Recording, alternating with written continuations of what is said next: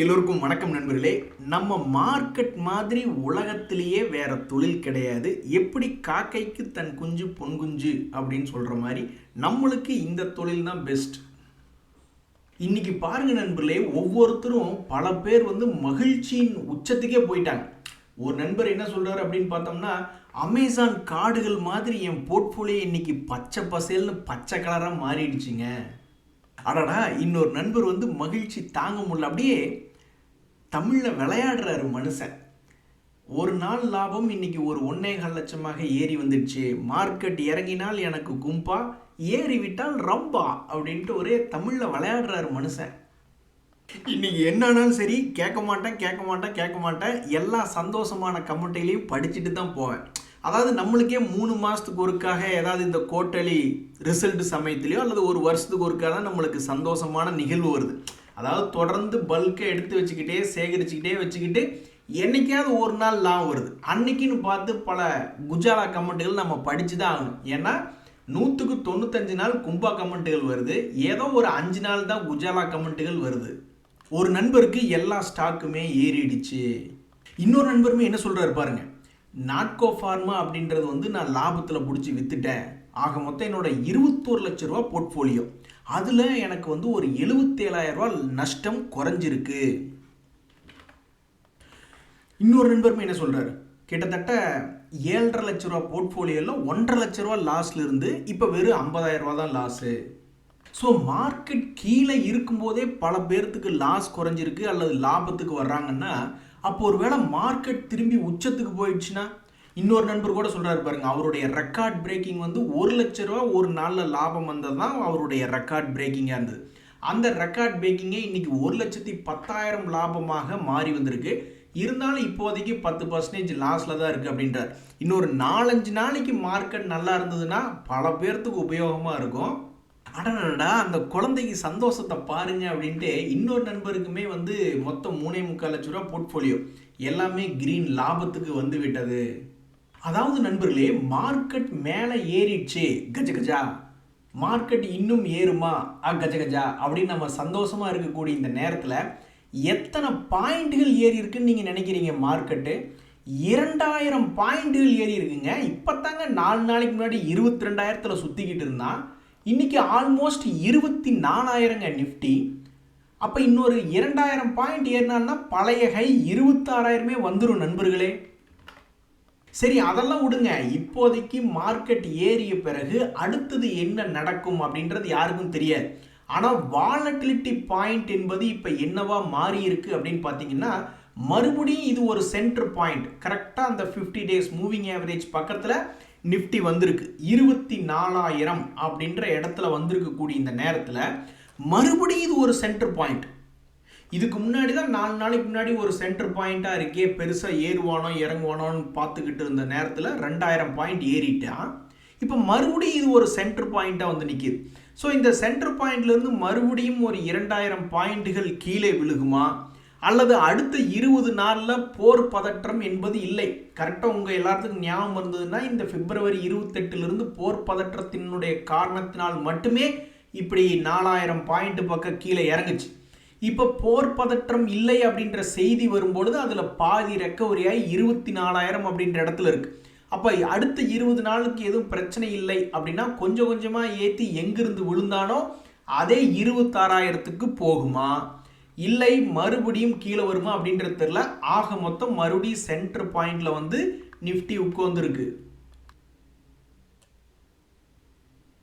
நம்ம ஒரு கல்யாணத்துக்கு போகிறோம், அங்கே அத்தை பொண்ணுங்கள்லாம் வந்திருக்காங்க. நம்ம ஒரு 1/2 மணி நேரம் அவங்கள பார்க்காம திடீர்னு சாப்பிட்ற இடத்துல வச்சு பார்க்கும்போது அடடா எப்படி இருக்கீங்க அப்படின்னு நம்ம திடீர்னு கவனிக்கிற மாதிரி இன்னைக்கு மார்க்கெட்டில் ஒரு மிகப்பெரிய ஒரு செய்தி. ஆனால் நம்ம அதை யாரும் பெருசாக கவனிக்கவே இல்லை. ஏன்னா மார்க்கெட் தான் காலையிலேயே கேப் அப் ஆனதுலேருந்து நம்ம எல்லோரும் பிஸி ஆகிட்டோம். கடைசியில் பார்த்தா சார் நீங்களா, ரொம்ப முக்கியமான பாலிசி ஆச்சு அப்படின்ற மாதிரி இந்த ஆர்பிஐனுடைய மானிட்டரி பாலிசி கமிட்டியினுடைய அவுட்கம் இன்னைக்கு வந்திருக்கு. அதாவது அவங்க ரேட் அன்சேஞ்ச் பண்ணியிருக்காங்க, ஏற்றவும் இல்லை இறக்கவும் இல்லை. இப்படி ஒரு முக்கியமான விஷயத்தையே நம்ம ரொம்ப லேட்டாக பார்க்குற மாதிரி இன்னைக்கு மார்க்கெட் மிகப்பெரிய ஒரு ஏற்றம் இறக்கமாக இருந்துருச்சு. அதுவும் இல்லாமல் பல பேர் இன்னைக்கு லாபத்தில் இருந்ததுனால சந்தோஷத்தில் தலகால் என்பது புரியல. ஸோ இப்போ மார்க்கெட்டில் இப்படி நிறைய பேர்த்துக்கு ஒரே நேரத்தில் சந்தோஷம் வந்தது ரொம்ப ரொம்ப அரிதிலும் அரிதானது. அதனால் நிறைய பேர் என்ன யோசிக்கிறாங்கன்னா, ஒருவேளை மார்க்கெட்டில் இப்படி மேல் நோக்கி வந்ததுனால ஒரு புதிய புல்ரன் ஏதாவது ஸ்டார்ட் ஆகுதா? பல்வேறு பங்குகள் 40-50% இறங்கி கிடக்கு, இப்போ லேசாக ஏறி இருக்கு. அப்போ புதுசாக பழையபடி தன்னுடைய ரேட்டுகளை எட்டி பிடிக்குமா அப்படின்ற ஒரு கேள்வி வந்திருக்கு.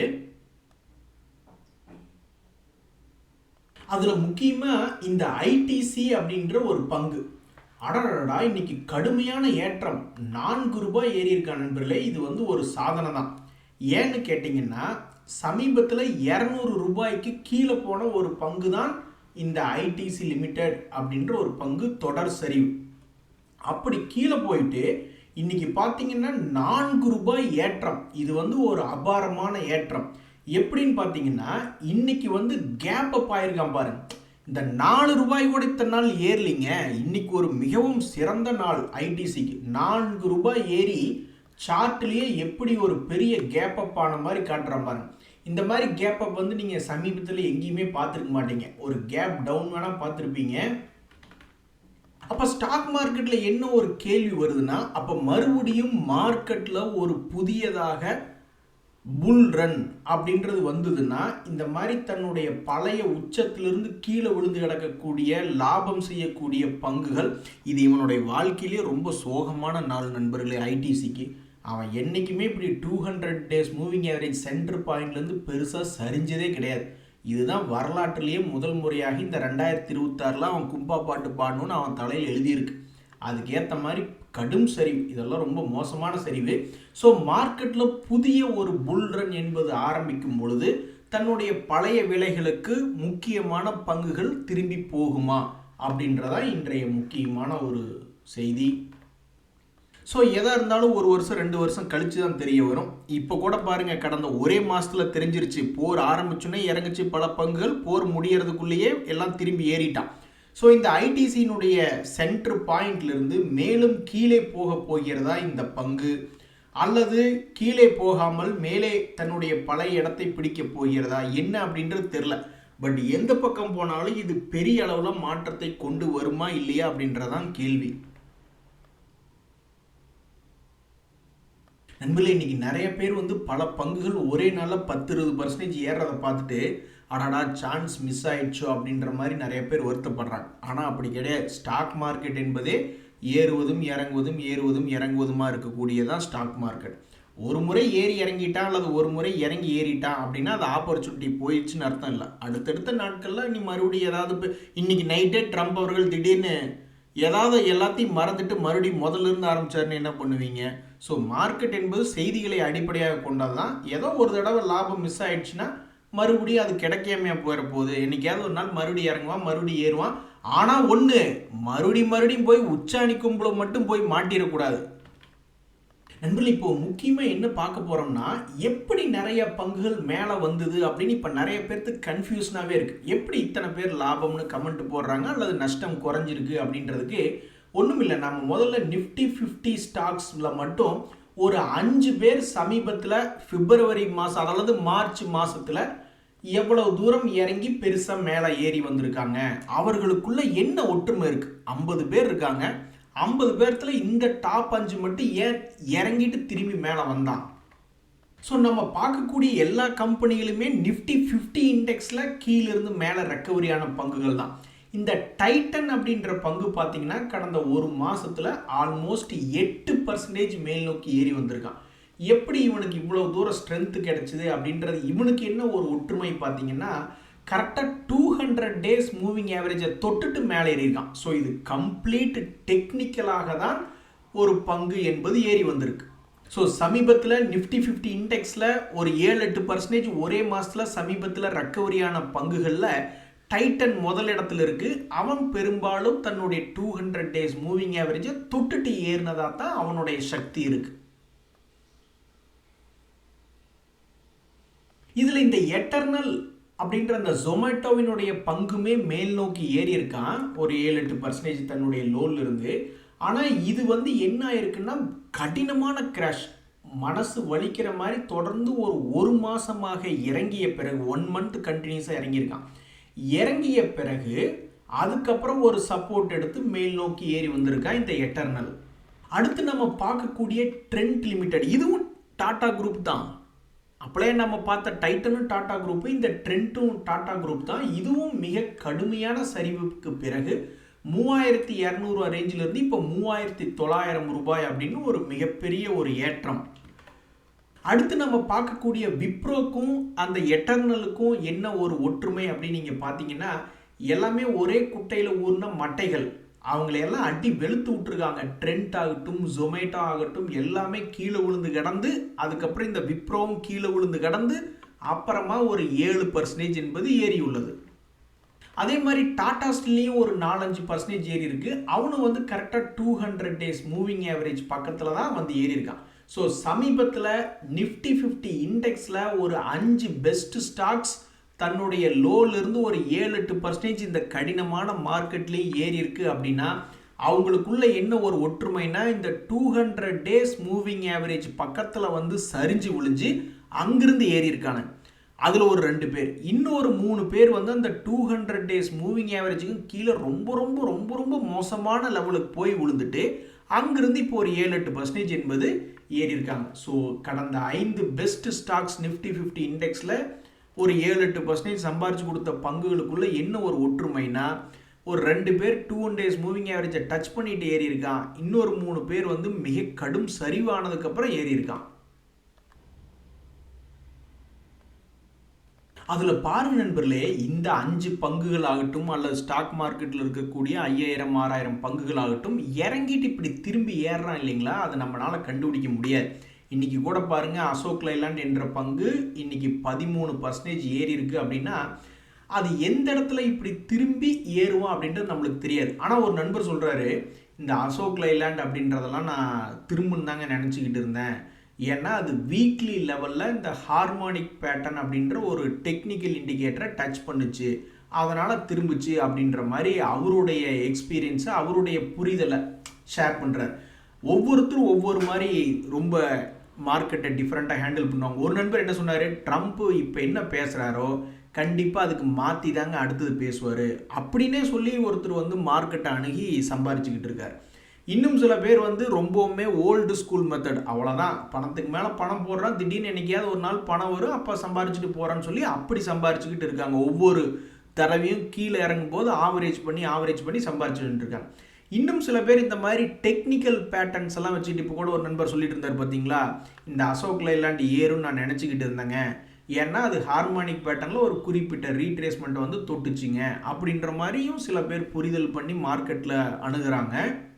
ஆனால் ஒன்றுங்க, எனக்கு தெரிஞ்சு மார்க்கெட்டில் அந்த நிஃப்டி 50 இண்டெக்ஸ் அப்படின்றதில் அப்ரோச் பண்ணுறவங்க நினைக்கிறதான் பெரும்பாலும் 150-60% வந்து ஏதாவது ஒரு இடத்துல இருந்து திரும்புன்னு நினைப்பாங்க. அவங்க மனசுக்குள்ளே தோன்றது பெரும்பாலும் நடக்கிறதுக்கு வாய்ப்பு அதிகம். ஏன்னா அது ஒன்றே தான் இருக்குது. இதுவே வந்து 5000-6000 ஷேரில் வந்து நீங்கள் ஏதாவது ஒரு 10 ஷேர் ஒரு இடத்துல இருந்து ஏறுன்னு நினைப்பீங்க, அவன் ஏறாமல் போயிடும். ஆனால் இந்த நிஃப்டி 50 இண்டெக்ஸை பொறுத்த வரைக்கும் ஒரே ஒரு இண்டெக்ஸ் தான் இருக்குது. ஸோ அதனால் அந்த இண்டிசஸில் நிறைய பேர் நினைக்கிறது பெரும்பாலும் நடக்கும்.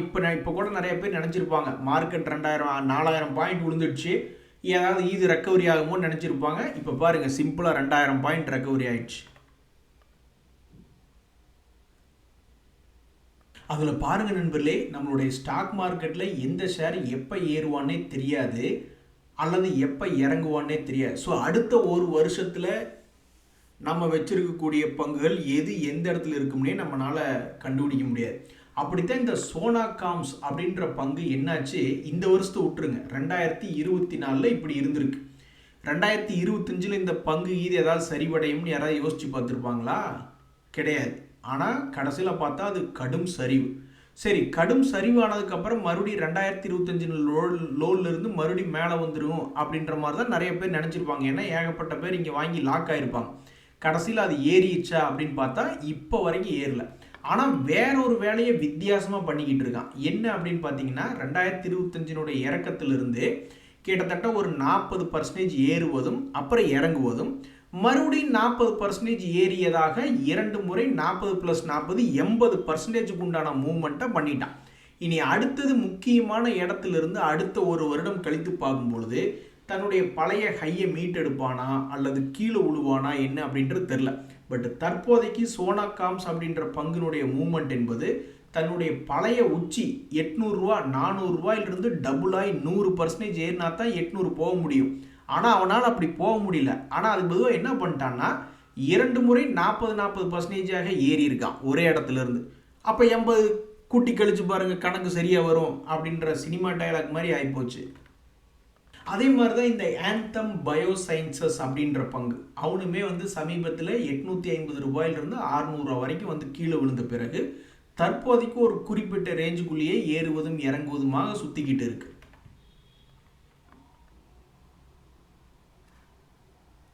சரிங்க நண்பர்களே, நம்மளால ஒரு வாரம் கழிச்சு எந்த பங்கு எந்த இடத்துல இருப்பான் அப்படின்னு கண்டுபிடிக்க முடியாது. போன வாரம் பார்த்தீங்களா, பிபிசி எல்லாம் கீழே கிடந்தான், இன்னைக்கு ஒரே நாளில் 10% மேலே ஏறி இருக்கான் வார் முடிஞ்சு. அதனால எது எங்கே இருக்குன்னு கண்டுபிடிக்க முடியாது.